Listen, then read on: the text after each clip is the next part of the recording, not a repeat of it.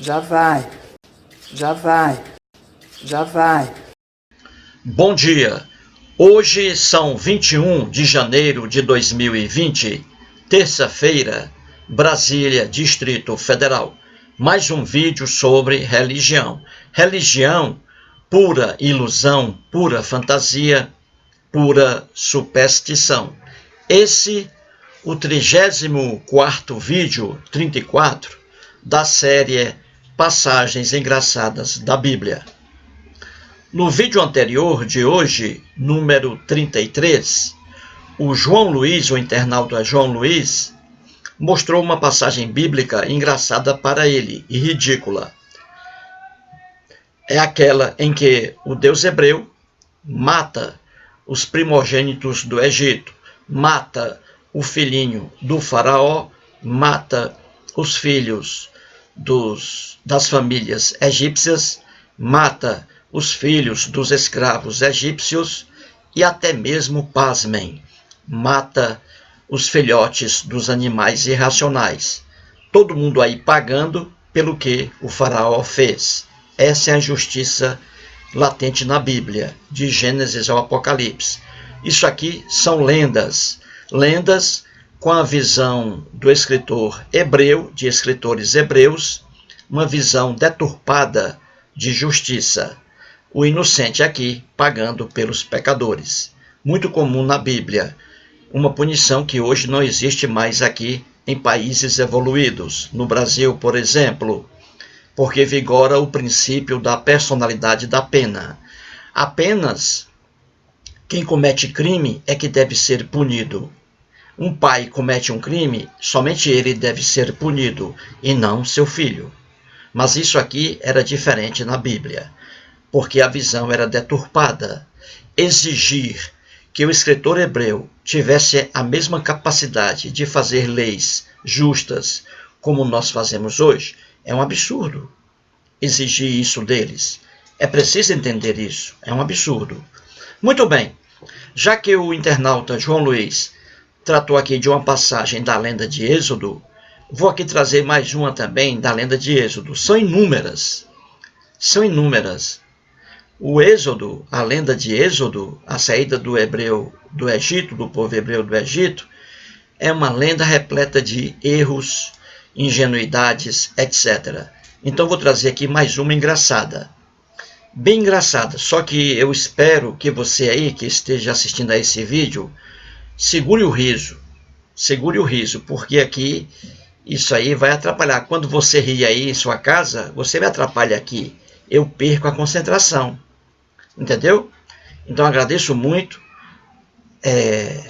Depois do vídeo, por favor, depois desse vídeo, veja a passagem bíblica que eu vou indicar aqui, leia, certinho? Então, eu só tenho a agradecer a você, certo? Não ria agora, certinho? Não ria agora. Muito bem, então vamos lá. Eu sempre tenho dito aqui, e isso é do conhecimento de qualquer historiador sério dos hebreus, qualquer estudioso sério da Bíblia, até mesmo teólogos sérios, que conhecem isso aqui. Gente, tudo isso aqui são lendas ingênuas, infantis, e você verá aqui mais um absurdo, certinho? Muito bem. O povo hebreu criou o Deus hebreu, porque é o homem que cria deuses. O povo hebreu criou o Deus hebreu. Ao criar o Deus hebreu, o povo hebreu colocou nesse Deus suas características pessoais e também características que só existem nos deuses. Certinho? Você vê que o Deus aqui na Bíblia, ele é um Deus ciumento, ele é um Deus intolerante, não gosta de que as pessoas adorem outros deuses, não é? Você vê isso na Bíblia. É um Deus guerreiro, né?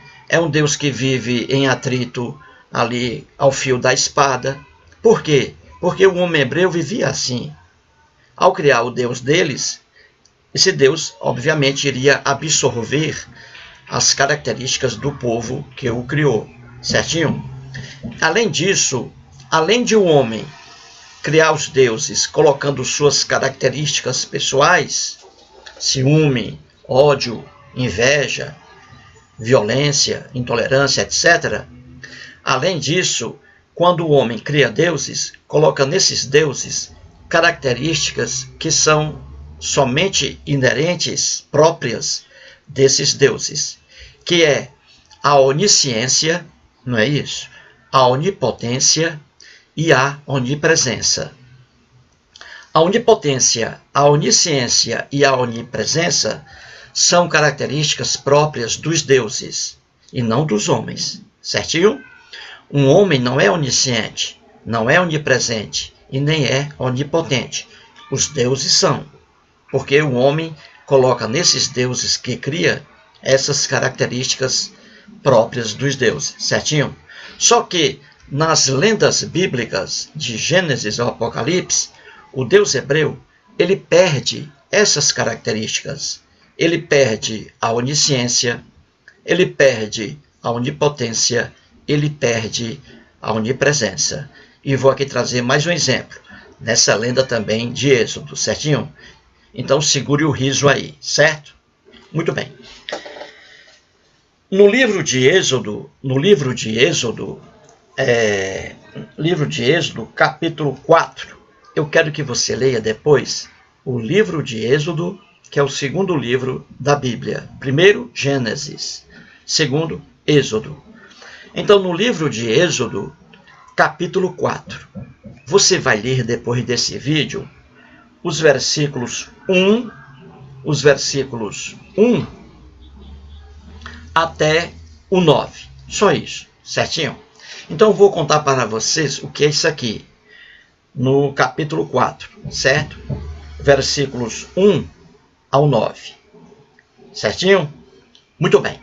Vou contar aqui agora. Nessa lenda aí, escrita por um escritor hebreu, que não foi Moisés, gente, não escreveu o livro de Gênesis, Êxodo, Levítico, Números e Deuteronômio. Isso é conversa fiada, isso é tradição. Moisés não escreveu nada, certinho? Muito bem. Então aqui no capítulo 4 de Êxodo, o Deus hebreu conversa com Moisés. O povo hebreu, nessa lenda, está preso no Egito. O faraó não deixa o povo hebreu sair do Egito, certinho? Então o Deus vai conversar com Moisés, certinho? Aí Moisés, ali Deus conversa com ele e diz: Moisés, eu quero que você vá ao Egito conversar com o faraó. E você, Moisés, vai mostrar ao faraó dois sinais. Você vai mostrar ao faraó dois sinais que eu vou passar para você aqui. Quais são os dois sinais que o Deus hebreu mostrou aqui nesse capítulo 4 para o Moisés? Quais foram os sinais? Os dois. O primeiro, o Deus hebreu disse ao Moisés, que estava com um bordão, ele disse ao Moisés que soltasse o bordão. Moisés soltou. E o bordão se transformou numa serpente, numa cobra. Viu aí como a serpente sempre está presente na Bíblia? Na lenda de Gênesis lá também, você vê Adão e Eva e a serpente. Os cristãos dizem que a serpente é o Satanás. Nada de Satanás ali na lenda de Adão e Eva. A serpente é a cobra. E aqui novamente a serpente, ó, a cobra. Pois bem, aí o Moisés, atendendo à determinação do Deus hebreu, ele pegou aquele bordão dele, aquela vara de madeira, pegou o bordão, aí jogou no chão. Quando ele joga, o bordão se transforma em serpente, em cobra, entendeu?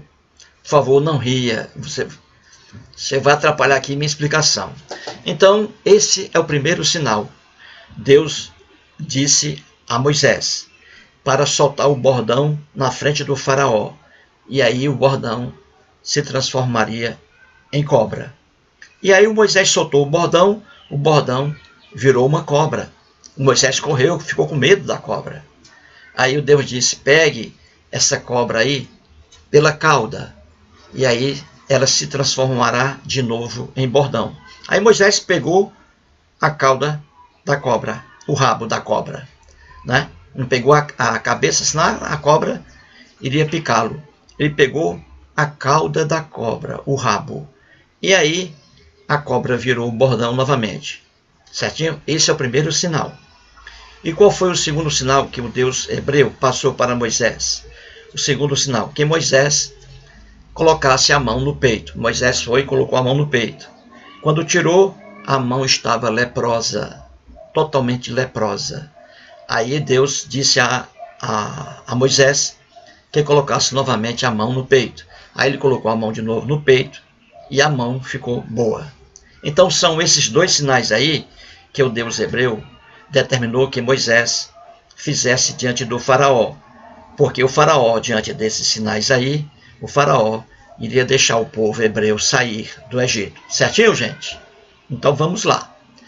Então, o Deus hebreu, para reforçar isso aí, no versículo aqui do capítulo 4, nos versículos 8 e 9, certinho? O Deus reforça esses dois sinais ao Moisés.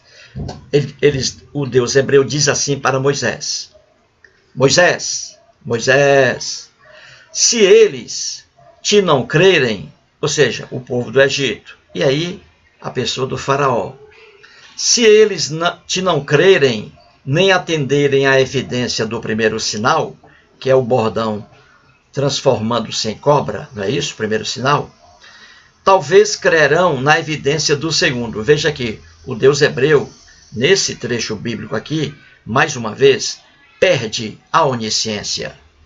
O Deus hebreu não sabe se o faraó vai atender aqui diante do primeiro sinal, o bordão se transformando em cobra. E o Deus hebreu não sabe também se o faraó, vai aqui crer na evidência do segundo sinal, que é a mão de Moisés se transformando aí numa mão leprosa. Então vou ler novamente aqui o versículo 8. O Deus hebreu diz a Moisés: Moisés, se eles te não crerem, nem atenderem à evidência do primeiro sinal, talvez, não sei, talvez eles crerão na evidência do segundo. E continua o Deus hebreu: se nem ainda crerem mediante estes dois sinais, nem te ouvirem a voz, tomarás das águas do rio e as derramarás na terra seca. E as águas que do rio tomares, tornar-se-ão em sangue sobre a terra. Entendeu, gente? O Deus hebreu aqui está dizendo a Abraão, ou melhor, desculpe-me, a Moisés, que Moisés vá ao Egito para conversar com o faraó. E o Deus hebreu está dizendo que Moisés levará dois sinais para o faraó. Quais são os sinais? O primeiro, o bordão, a vara de Moisés, se transformando em cobra. Por favor, não ria. Você está me atrapalhando aqui. Por favor. A vara, o bordão de Moisés, se transformando em cobra. O primeiro sinal. E o segundo sinal, a mão de Moisés tocada no peito e se transformando em mão leprosa. Certinho? E o Deus hebreu diz a Moisés que é provável, não sei, é provável que o faraó vai aí dar atenção, vai dar crédito ao primeiro sinal. Ou talvez aí o faraó dê crédito aí, acredite na evidência do segundo sinal. O Deus hebreu não sabe. Viu aí como ele perdeu a onisciência? Porque a lenda é ingênua. Muito bem. E o Deus hebreu perde mais uma vez a onisciência. Ele diz: talvez o faraó acredite no primeiro sinal. Ou talvez, não sei, talvez ele acredite no segundo sinal. E se o faraó, não acreditar nem no primeiro, nem no segundo sinal, Moisés, então você vai transformar a água lá do Egito em sangue. E aí não tem jeito. Aí o faraó vai acreditar. Viu aí? O Deus hebreu perdeu de novo a onisciência. Não sabe. Tanto é que o faraó foi lá, apresentou os dois sinais melhor dizendo, o Moisés foi lá, apresentou os 2 sinais ao faraó. Faraó não deu nem crédito aos sinais. E aí veio a primeira praga, que é a água do Egito, não é? Transformando-se em sangue. O Deus hebreu aqui disse antes que se o faraó não acreditasse no primeiro sinal nem no segundo, com certeza o faraó iria acreditar ali na primeira praga, a água se tornando em sangue. Pois isso aí a primeira praga na lenda. Aí eu pergunto, o faraó também acreditou, deu crédito à primeira praga? Claro que não. Tanto é que houve a segunda praga, terceira praga, quarta praga, quinta, sexta, sétima, oitava, nona e a 10ª praga, gente. Isso aqui é mais uma passagem engraçadíssima da Bíblia. Essa lenda aqui de Êxodo está lotada de passagens engraçadas e erros também, ingenuidades, porque é lenda, é criação de um escritor hebreu. Quando uma pessoa cria uma história, ela comete muitos erros, porque é uma história inventada, não é um relato de um fato real, entendeu? Então você vê aqui que o Deus hebreu não sabia se o faraó iria dar crédito ao primeiro sinal. Também não sabia se ele iria dar crédito ao segundo sinal. E ele estava confiante de que o faraó iria dar crédito à primeira praga. Só que não deu. Foi até a 10ª praga. Entendeu, gente? Isso aqui é o que eu digo. O homem cria deuses, dá aqui poderes a esses deuses, só que ao longo das narrativas, esse Deus aqui perde os poderes que foram lhe dados pelo homem. Certinho? Portanto, aí mais um vídeo e muito obrigado.